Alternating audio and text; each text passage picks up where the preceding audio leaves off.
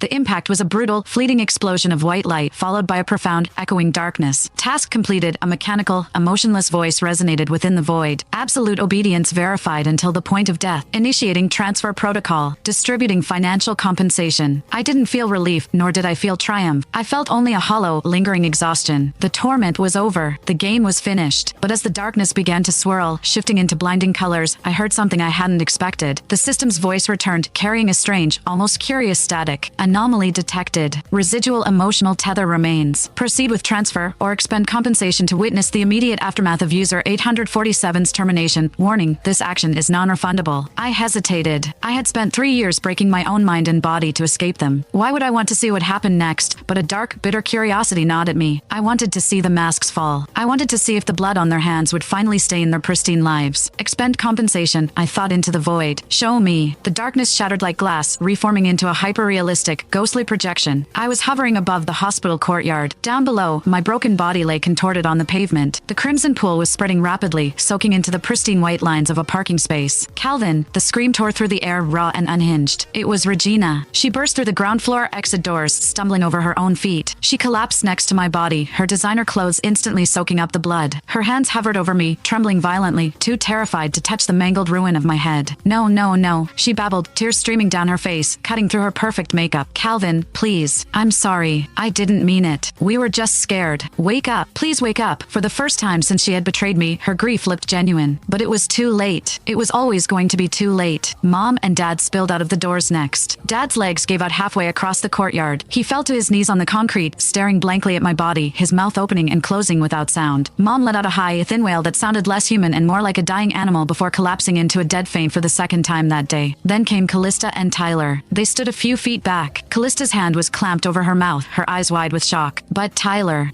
wasn't crying. His face was pale, yes, but as he looked down at my shattered corpse, a fleeting, almost imperceptible smirk tugged at the corner of his mouth. He had one. The biological son was dead. The inheritance, the family name, Regina, it was all his. Or so he thought. Step back, everyone, step back. The paramedics, who had been rushing toward the scene, finally broke through the crowd that had started to gather. They checked for a pulse out of protocol, but the grim shake of the lead paramedic's head confirmed what everyone already knew. System, I thought. Fast forward. Show me the fallout. The world blurred, spinning rapidly like a fast-forwarded film reel. Days bled into weeks. I watched my own funeral. It was a grand, hypocritical affair. My parents wept openly. Callista stood stoically, leaning on Tyler. Regina wore a black veil, refusing to speak to anyone, her eyes hollow and dark. But the real show started after the dirt was thrown on my grave. The scene shifted to the sprawling low family mansion. It was evening.